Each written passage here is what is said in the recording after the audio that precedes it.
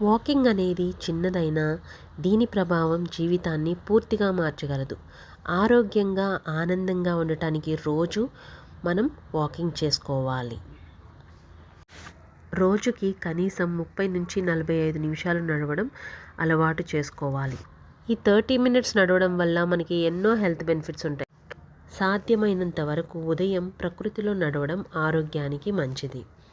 ప్రకృతిలో నడిస్తే కొత్త ఆక్సిజన్, సానుకూల భావోద్వేగాలు వస్తాయి. ఉదయం నడిస్తే రోజంతా ఉల్లాసంగా ఉంటుంది. ప్రతిరోజు వాకింగ్ చేయడం వల్ల మనకి అధిక బరువు సమస్య తగ్గుతుంది.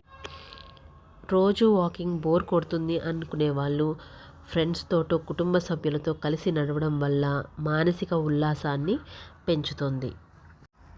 వాకింగ్ చేయడం వల్ల హ్యాపీ హార్మోన్స్ రిలీజ్ అయ్యి స్ట్రెస్, డిప్రెషన్ తగ్గుతాయి.